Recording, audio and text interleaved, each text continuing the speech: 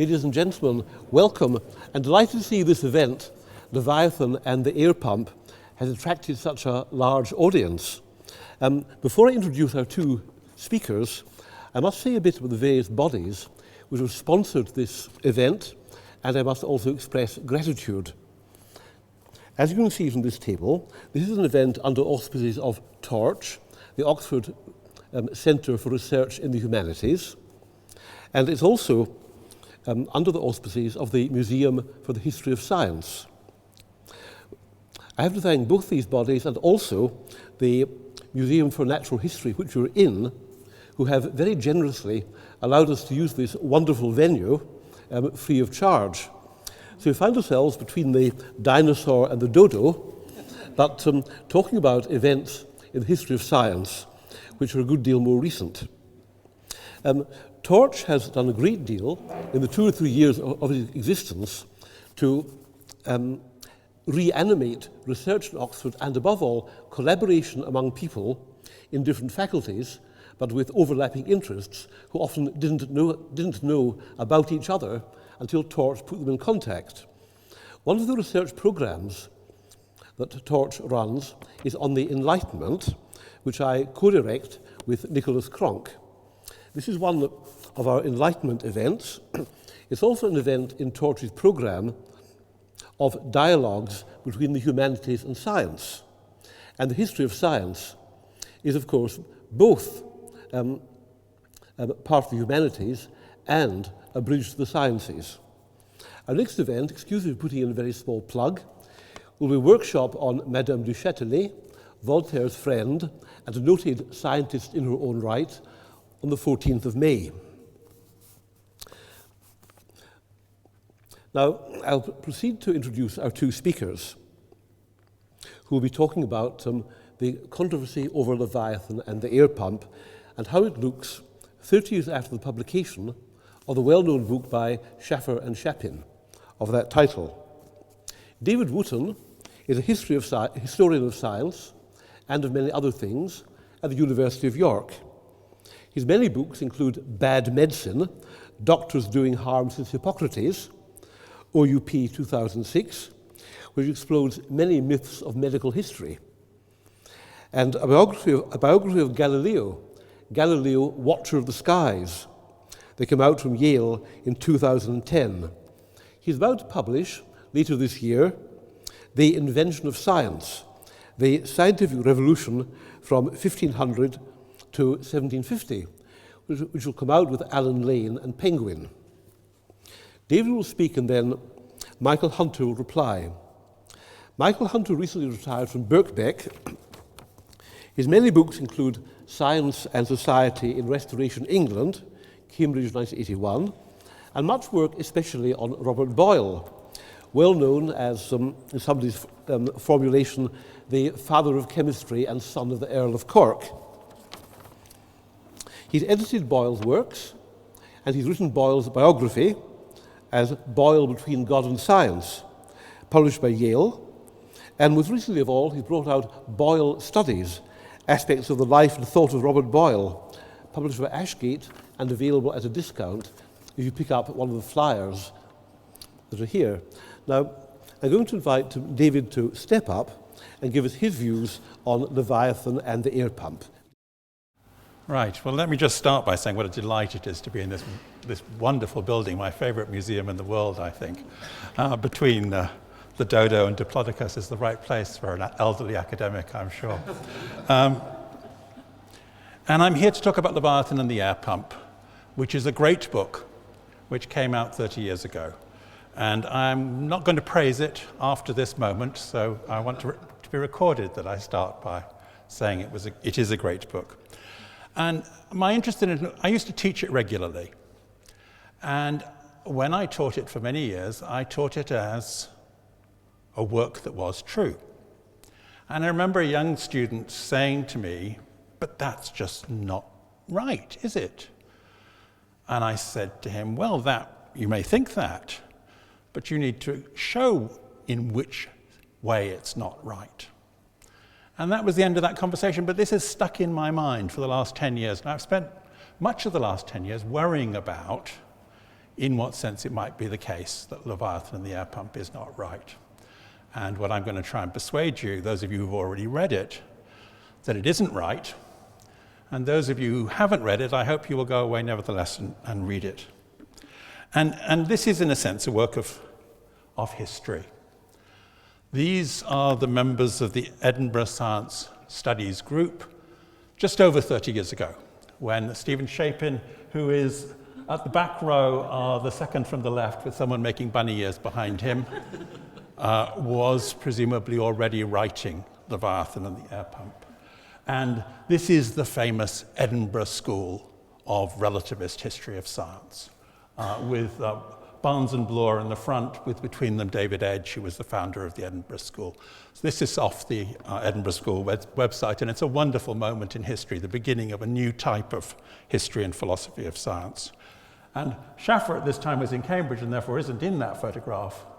But here I've managed to find a young Simon Schaffer from roughly the same time, slightly out of focus. And you can gather that there is a uniformity of hairstyles for those. And if you were to see a photograph of me from that period, I too would be wearing that hairstyle. So this is a book from a certain moment in time. But it's a book written under the influence, above all, of Ludwig Wittgenstein. Wittgenstein's philosophical investigations came out in 1953. Leviathan and the air pump came out in 1985. That 20-year delay is a sort of long period of reflection which ends with a sort of explosion. Wittgenstein is caught by philosophers of sociology like David Winch by the late 50s. Historians of science pay very little attention to him until Leviathan and the air pump, which is absolutely a Wittgensteinian book. And the merits of the book depend upon the strength of Wittgenstein. The demerits of the book depend upon the problems with Wittgenstein. And we can sum it up, I think, very simply. It's a famous letter from Bertrand Russell in 1917, when Wittgenstein had arrived for the first time in Cambridge. This young man who spoke very little English but refused to speak German. They had very halting conversations. He kept coming to Russell's lectures and intervening in them and halting them. And Russell was talking about how we know things. And Wittgenstein interrupted to say that no empirical statement could be shown to be true. And Russell found this rather irritating and said, well, if I say there isn't a rhinoceros in this room, surely that's an empirical statement that we can agree is true. No, said Wittgenstein. I'm not going to concede that for a moment. So Russell went around the room. It was a room with desks in it, lifting the lids of the desks, looking for the rhinoceros, said, I've searched the room, there is no rhinoceros. Can we now? No, said Wittgenstein. And in that sense, Wittgenstein was always committed to the view, it changes over time how he formulates it, that knowledge is something that cannot be taken for granted. And in his later work, he says, for example, I might go to a physicist to find out the truth about the world. But if you want to go and consult an oracle, how am I to persuade you that you're wrong? And the answer is, I cannot provide rational grounds for thinking that you're wrong. I can attack you. I can try and inveigle you into sharing my views, but I cannot rationally show you that physics is right and belief in oracles is wrong. And Leviathan and the air pump is absolutely written from within that position. It's crucial to see that it's written from within that position. It isn't, for example, a work, as you might expect it to be, in the tradition of Thomas Kuhn. Kuhn appears 2 or 3 times only in the footnotes, and Kuhn always held a view of science which was balanced on a knife edge between a sense of relativism and a sense at the same time that science really makes progress, that you can show over time that science has improved and so on. Leviathan and the air pump doesn't work like that. It's let's go back. We'll come to that in a second. Its fundamental argument is that there is a dispute in the 1660s over whether Robert Boyle is able to produce within his air pump a vacuum. Hobbes says, impossible, you haven't produced a vacuum. The pump leaks, there's air in it anyway for sure, it's completely unreliable, it's artificial and not natural, I'm going to pay no attention to it. Huygens goes off and builds himself a pump, tries to repeat the experiment, gets quite different results from Boyle. Boyle says, oh, you can't have done that, that can't have happened. Huygens eventually comes to England and shows him that these different results occur. And Boyle eventually manages to replicate the different results and show that he can get them under quite varied circumstances. And Shapin and Schaffer's argument is very straightforwardly that it was perfectly sensible to agree with Hobbes and say that a vacuum was impossible. It was perfectly sensible to agree with Huygens and say that Boyle's experiments did not demonstrate what he said they demonstrated. And Huygens never accepted the truth of the vacuum.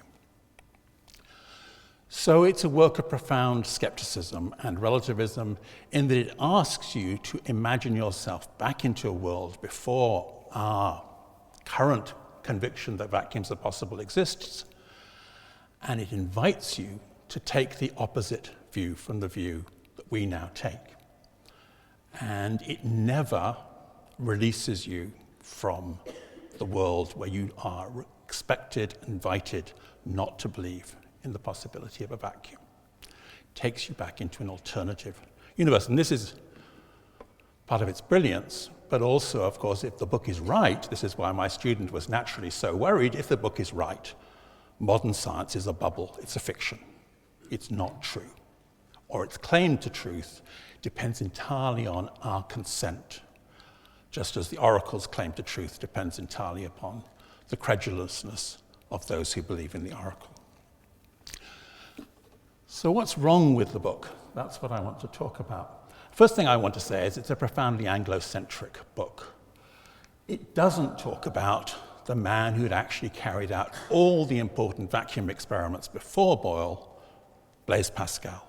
Famous Puy de Dôme experiment where he carried what we would now call a barometer up to the top of the Puy de Dôme and showed that nature's horror of a vacuum was much less at the top of the Puy de Dôme than it was at the bottom of the Puy de Dôme, which was incompatible with the standard Aristotelian arguments and entirely compatible with the claim that the atmosphere has weight, and it's the weight of the atmosphere that prevents a vacuum from appearing if the tube of the barometer isn't long enough.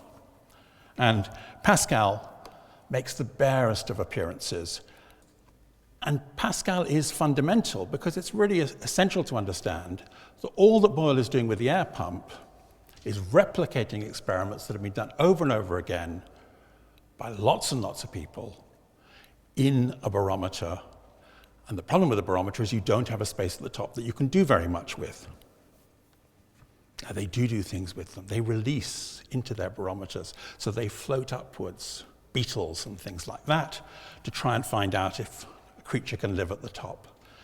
Boyle, by building his large sphere at the top of his air pump, can evacuate the air from birds and demonstrate that they pass away quite quickly.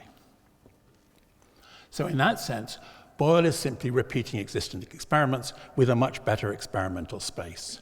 And when Boyle refuses to believe that Huygens has really failed to replicate his experiments, the reason why Boyle is so certain is because of this long previous tradition of experiments, and above all, what Boyle himself calls the crucial experiment of the Puy de Dôme.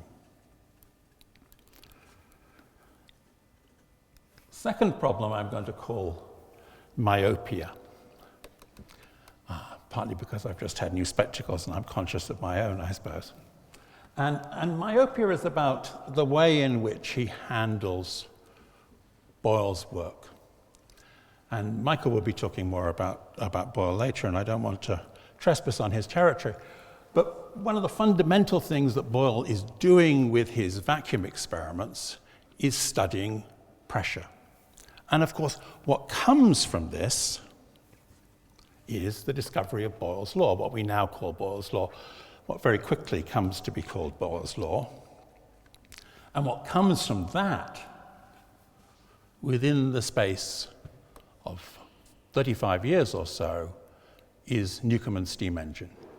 And one of the things I'll be arguing in my book is you can show very straightforwardly, I think, that the technology that Newcomen is using in the steam engine derives entirely from the technology used by Boyle's technical assistant, Denis Papin, in building air pumps for Boyle, and in then himself going on to build primitive steam engines, and that Newcomen's steam engine is fundamentally a copy of Boyle's air pump using the pressure of the atmosphere to drive the engine. It's an atmospheric, to drive the piston, it's an atmospheric steam engine. There is a direct link between Boyle's law and the steam engine. This is the birth of modern technology. This is the beginning of the Industrial Revolution. This is, nobody in the room ought to believe me when I say this, because the conventional view is very clear that the scientific revolution had virtually no technological impact. You'll have to wait and look at the details and see if I manage to persuade you. But it's certainly the case that by focusing in very narrowly on disputes between Boyle and Hobbes and Boyle and Huygens, the book fails to pay attention to the things that nobody disputed. And Boyle's law is something that nobody disputed at the time, that everybody accepted was a fundamental achievement. Here, what Shapin and Schaffer also do is misrepresent Hobbes's views on the vacuum.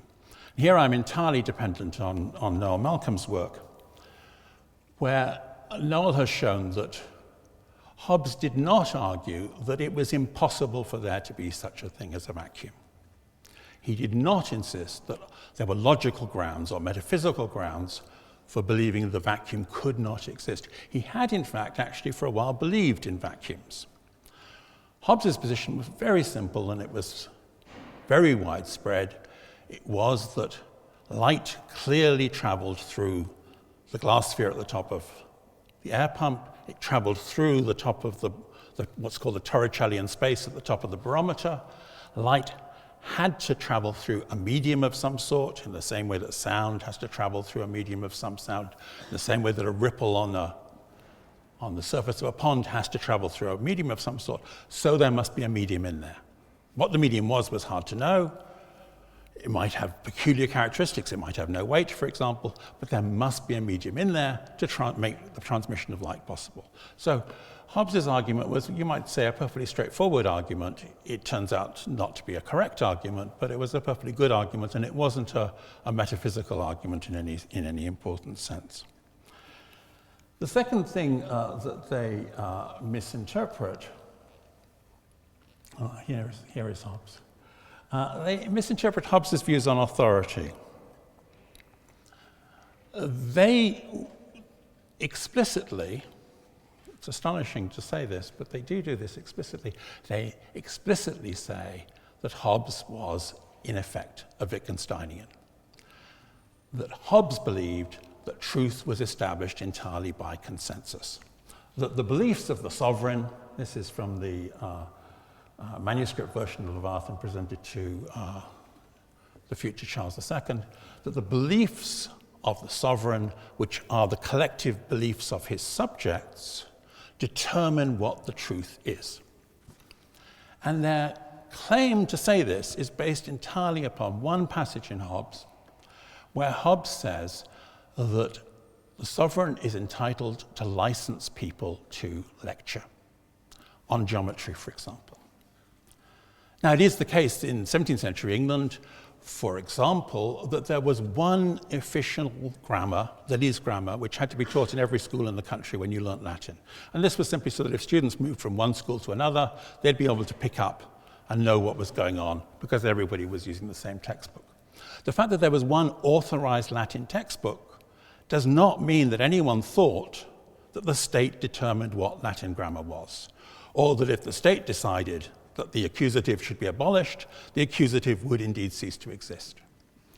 And in that sense, licensing does not mean determining the truth.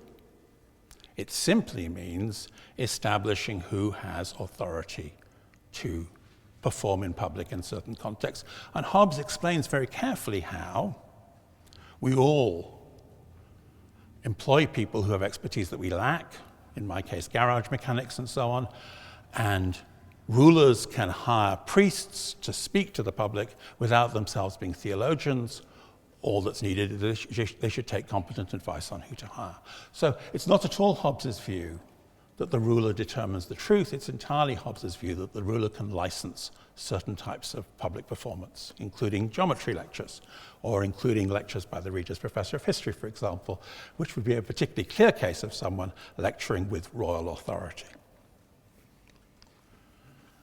So the claim that Shapin and Schaffer are making is that Boyle, by carrying out an experimental program, was inventing what Wittgenstein called a new form of life. And Wittgenstein said that whenever you have a new form of life, what comes with it is a new language game. New types of life require new types of language. The way in which you live is inseparable from the language you speak, because the way in which you live is something that you have to internally conceptualize as you perform the actions of a human being who knows what they're doing. So language and performance are inseparable. New types of performance require new types of language. And my main argument against the book is that they strangely failed to follow through the logic of that. As Wittgensteinians, what they ought to have done, at this point I'm going to turn into being more Wittgensteinian than them, slightly awkward maneuver, but one in which I intend to perform, I hope, fairly gracefully. Had they been sufficiently Wittgensteinian, they would have grasped that what they needed to do was work out what the new language of the new science is. And in one important respect, they did that. In that, they wanted to stress that what Boyle keeps talking about all the time is establishing new matters of fact. And this language of the fact they recognized as the language of the new science. What they didn't do was ask where this language comes from, ask how new it was, ask who had used it before. And in fact, if you try and do that, and of course now it's terribly easy to do that sort of thing because you can search on computers in ways that would once have required you. 40 years ago, Quentin Skinner got a grant where he was going to employ 40 or 50 graduate students to read hundreds and hundreds of books looking for the use of important words. Now you just press a key on a keyboard and you have the equivalent of vast numbers of graduate students reading for you. Who invents the use of the word fact? How does it become a word that's presented in the statutes of the Royal Society in 1663 as a fundamental concern of the Royal Society? And the answer to this is a very puzzling one, because if you look before 1660 in English, almost nobody uses the word fact. The complications here, I could talk about what little I know about the use of the word fact in Latin and so on, but in English the pattern is very clear. Only one person is talking about facts. That one person is Thomas Hobbes. And the striking thing about Thomas Hobbes is he's talking about facts because he doesn't believe in them. He believes in deductions. He believes that empirical information is unreliable. He's presenting the idea of matter of fact in order to show how deficient an idea it is. But this language is picked up by his friends, one of whom is Sir Kenelm Digby. And Digby is very interested in action over a distance. He's standing there in front of a sunflower, and of course the sunflower follows the sun. The sun acts over the sunflower from a distance. And Digby claimed to have improved upon what was called the weapon salve. Weapon salve was a recipe, an unguent, a grease, which if you put it on a dagger that someone had been wounded with, the wound would be cured. Standard recipe required moss that had grown on the skull of a dead priest, preferably some said a Jesuit, mummy, that's to say Egyptian mummy, bear grease, and other interesting and difficult to obtain materials. Digby had solved the problem of the weapon salve. He turned it into a powder, which you just had to pour a little water on and dip the dagger in, and it would work perfectly. He turned it into modern pharmacy. And you would carry this with you into the battle, and you'd have it available when you needed it. And Digby said, 1660, the power of the weapon salve is a simple matter of fact. This is virtually the first use of the word, to prove something we would regard as absolutely the opposite of a matter of fact, but there we go. Digby's in the Royal Society, and Digby's friends are in the Royal Society, and that's one source of the word. There's another source, quite separate and different, which is in 1662, I think it is, the provincial letters, which we now know to be by Pascal, are translated from French into English. And the great complaint of the Jansenists was that Jansenius' writings had been condemned by the Pope on the grounds that certain doctrines of Augustinian doctrines of Jansenius were to be found in the works of Jansenius, and therefore these were heretical views. And the Jansenists, including Pascal, said, those may be heretical views, but they're not in the book. And the question of whether they're in the book or not is a question of fact. And the Pope can decree what is heresy, but it's not up to him to decide what questions of fact are, because everybody can look for themselves. When Pascal is translated into English, the word fact appears 50 times in the text. So by 1662, the word fact is springing up all over the place. It's becoming a new language that everyone's adopting. And it's the source of Boyle's use of the word. Boyle doesn't use it at first. In his first book on the air pump, he doesn't use the word at all. He uses it after everyone else has picked it up. Another word. I only just woke up to this, I'm embarrassed to say, a few weeks ago. The word theory. We can't talk about science without talking about theories. What is science but a collection of theories?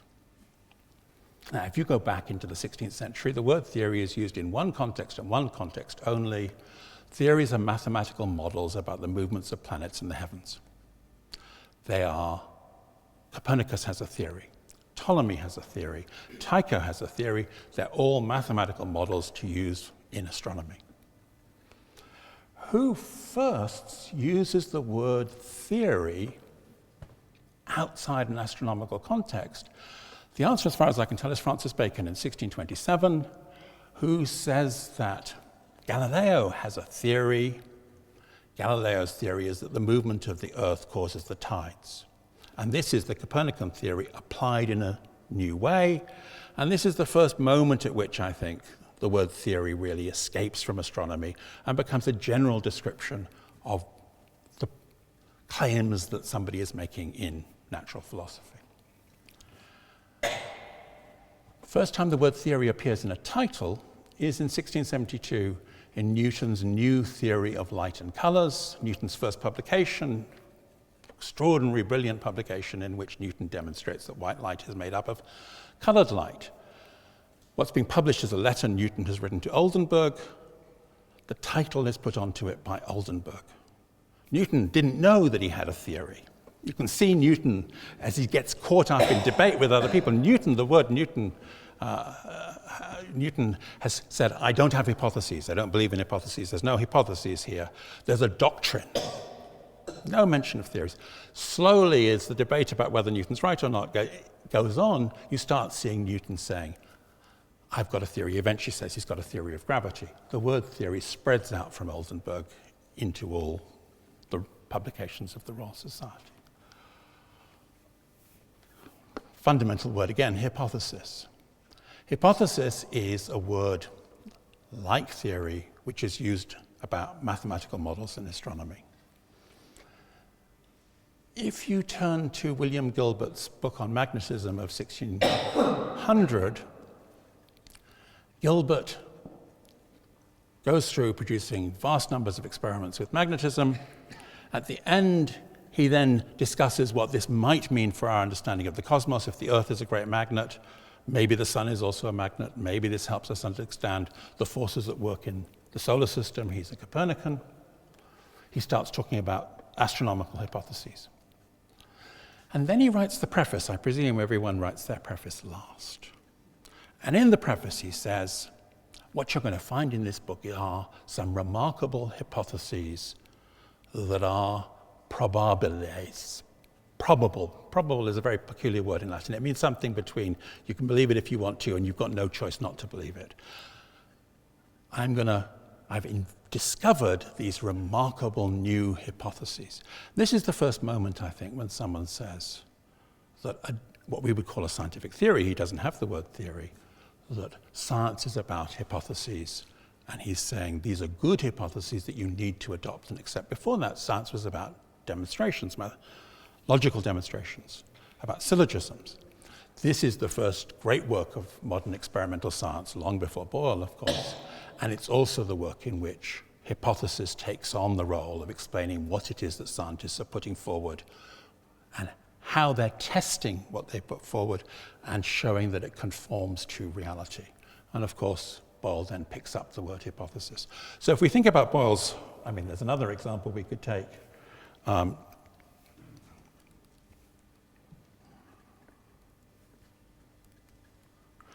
This is Gilbert. In a painting that's at the Wellcome. I've never seen it in color until I found it on the web today. Another crucial term laws of nature, which we fundamentally owe to René Descartes, who starts using it from 1640 on, so that when they decide that Boyle has discovered what we now call Boyle's law, what was called within about 20 or 30 years Boyle's law, they're picking up on Descartes' language. So what we think of as the fundamental language of science, facts, theories, hypotheses, laws of nature, this is a new language. Some of it's been there from 1600, all of it's there from the 1660s and 70s on. Boyle is using that new language. When Shapin and Schaffer discuss the form of experimental life, what they needed to go on and say is that this is accompanied by a fundamentally new language, what we think of as the language of science, and this is, as it were, the demonstration that we still live that same form of life, that science is still basically the same enterprise as the enterprise that Boyle was engaged in, that we're still using the same key concepts with which to think about science as Boyle and his contemporaries were beginning to do. There's one word I haven't mentioned, and it's the word evidence. And they don't have it. You go through the proceedings of the Royal Society, they use it about once a year. They barely have it, and they use it in all sorts of peculiar ways. Mainly they use it to talk about things that are so evident you can't disagree with. So that, for example, Addison's Evidences of the Christian Religion from its posthumous work is full of the word evidence, but almost never, perhaps never, I've gone through it and there are one or two doubtful cases, does he use it in the modern sense. He says, for example, a person can't be good evidence, he means a good witness. He doesn't use it to talk about the things that you use to make an argument. And it's almost entirely in natural theology that you find people talking about evidences of Christianity. And I think it's out of Palean people that the word evidence moves out of natural theology into science and natural philosophy. Where does the word fact come from? Where does the word evidence come from? It comes from the law. Until 1660, a fact is a term that is used entirely to mean a deed, an action, from facio facere feci factum, I do. It's used above all in the law courts. Someone is charged with having committed a fact, and other people can be charged with being accessories after the fact, or accessories before the fact. It's the only context in which we still use the word in its original sense. Facts are primarily crimes. The fact moves out of the courtroom, it stops being something that somebody does to somebody else, and it becomes something that an impersonal force does in nature. Evidence moves out of the courtroom at some point in some process and becomes something that scientists look for in the world outside. Hypothesis and theory move out of astronomy and start entering the world of the study of magnetism and the world of physics. So it's by a process of bricolage, by collecting things and putting them together from all sorts of peculiar sources, that this new language is assembled. So what I'm trying to persuade you of are, I suppose, two things. First of all, that if you haven't read Shapin and Schaffer, you should read them, because it is an astonishing book. And it is, I have to say this, having spent a lot of time with it, it is a remarkably well-constructed, beautifully argued book. But it is a book that if you're prepared to believe what it says, you will have to accept that there are no more reasons for believing in the validity of the vacuum than there are for believing in transubstantiation. That's the Wittgensteinian position that it holds. If you don't want to hold that position, then you're going to have to ask, what is it that the new science is doing that's new? And the answer is going to be partly that it's developing new intellectual tools for thinking with, and those new intellectual tools consist in the vocabulary that's being put to work. Facts, theories, hypotheses. This is the language of the new science, and this is the language that we've inherited and that we still use to do science with. Thank you.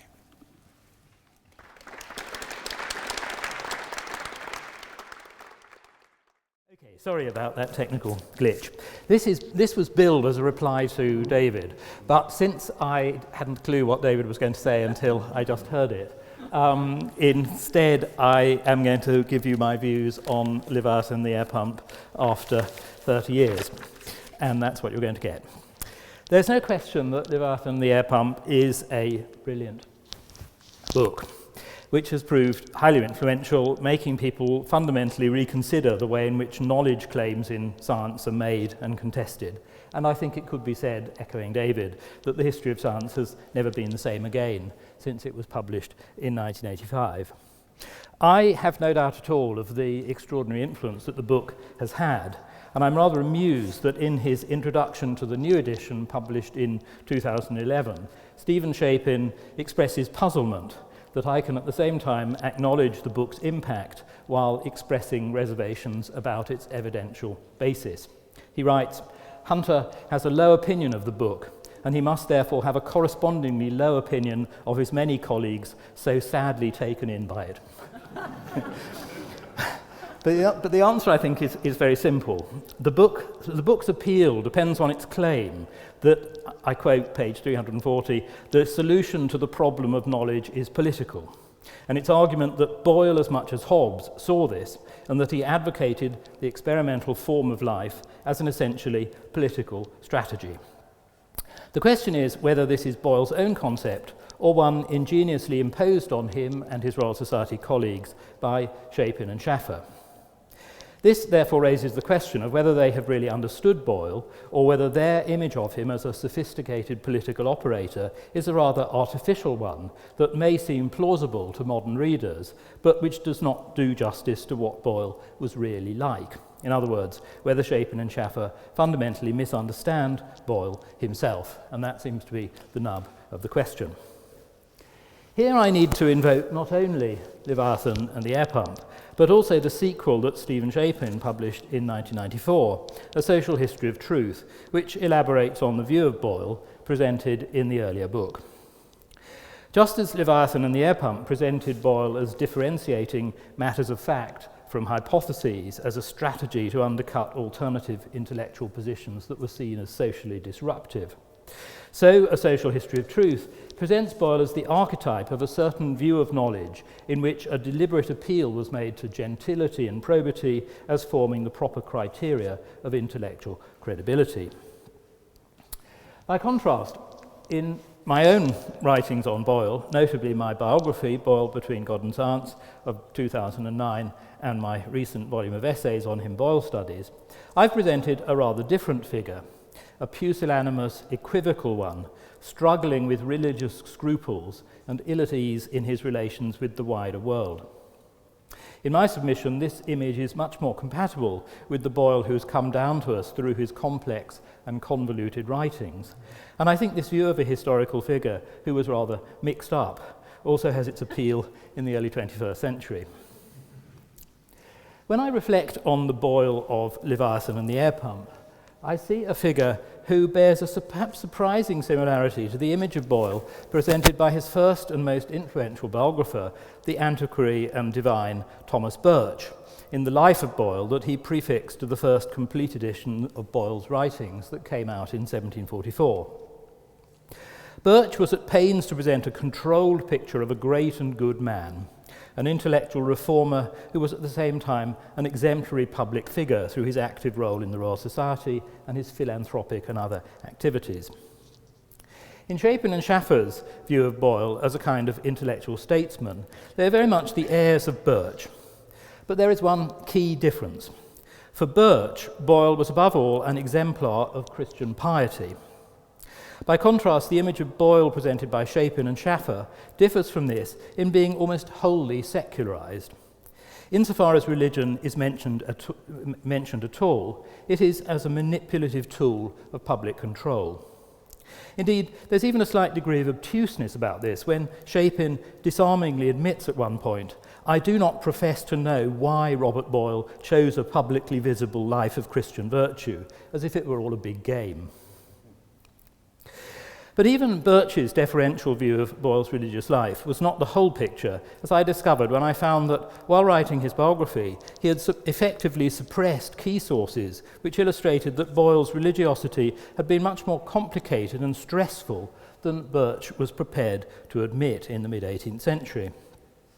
In particular, I uncovered records of Boyle's assiduous examination of matters on his conscience, together with notes on an extraordinarily frank interview with Boyle made by his confidant, Bishop Gilbert Burnet, who was tasked with writing Boyle's biography. Although he never achieved this, he did make some use of his memoranda in the sermon that he preached at Boyle's funeral. There are also Boyle's strange apologetic prefaces to his books, together with records of controversial works that he prepared but never published, especially one on contemporary medical practice, which Boyle considered virtually worthless and which he would have liked to have seen replaced by a new therapy based on scientific principles. In the end, he suppressed this because of his fear of antagonizing the powerful medical profession of his day. Even Boyle's relations with the Royal Society prove less straightforward than you might expect, in that his contact with it was less continuous and that he actually did less for it than is often thought. So all this provided me with a rather different view of Boyle than the public image presented by Birch and selectively replicated by Shapin and Schaffer, even if it could be argued that this conscience-ridden, perplexed figure is as believable in an early 20th century context as their slick political operator. And let me illustrate the contrast between the two points of view, this historical empathy that I would like to claim myself, and the functionalism exemplified by Leviathan and the air pump, with a single example, where Shapin and Schaffer refer to Boyle's refusal to take holy orders when it was suggested to him that he might do this after the Restoration.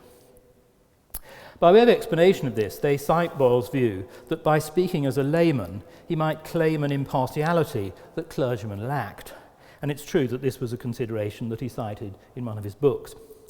However, they completely ignore what Boyle claimed to be his main reason for the decision, namely the fact that he felt no vocation for the ministry, and therefore that if he had accepted ordination, he should have lied to the Holy Ghost. Here we confront the visceral anxiety that characterizes Boyle's religious life, and is a world away from the assured image of him presented by Shapin and Schaffer. Coming now to the dispute with Hobbes, as chronicled in Leviathan and the air pump, there's a similar crucial elision. In the preface of his examen of Mr. T. Hobbes, his Dialogus Physicus de Natura Aeris, Boyle starts by roundly criticising Hobbes for his disparagement of experiment, which Boyle obviously saw as the chief point of dispute between them. His opening paragraph expressed his anxiety that Hobbes's fame and confident way of writing might prejudice experimental philosophy in the minds of those who are yet strangers to it, a real enough consideration in the aftermath of the Restoration when the Royal Society was fighting for recognition. But he went on to a passage which is, equally crucial, but which you might be forgiven for never finding in Leviathan and the Air Pump, since it appears only on pages 206 to 7, buried in a discussion of the vulgar notion of nature, to which it's not really relevant in any case. This is up front in Boyle's book. And here it is on the screen so that you can read it for yourselves. And you can see how clearly Boyle links the controversy between him and Hobbes to the widespread anxiety that existed at the time about the pernicious influence of Hobbes's philosophical position as presented in his Leviathan of 1651. Like many others, Boyle saw this as responsible for the growing contempt for religion among the intelligentsia of his day. And note how concerned Boyle is about Hobbes's influence on readers whom he tellingly describes as, for the most part, either of greater quality or of greater wit than learning, expressing the hope that the debate might have a beneficial broader effect if he could show that in the physics themselves, Hobbes's views had no such great advantage over those of some orthodox Christian naturalist, by which I take it he means himself. Boyle's concern for the defence of Christianity thus gave him a strong ulterior motive in the dispute, which Shapin and Schaffer virtually allied. And I think they also give a misleading impression as to how central the dispute with Hobbes was to Boyle's broader intellectual agenda, thereby making him and others like him seem more intellectually conservative than they really were. In fact, Boyle's chief intellectual preoccupation was his wish to champion the superior merits of the mechanical philosophy, or what he called the corpuscular philosophy, over the Aristotelian worldview, which dominated intellectual life in his day, a major task, as Boyle was acutely aware. This was the goal of such works as his The Origin of Forms and Qualities, according to corpuscular philosophy, illustrated by Considerations and Experiments, published in 1666-7, in which he argued that the scholastic concepts of form and quality were superfluous in explaining how nature actually worked.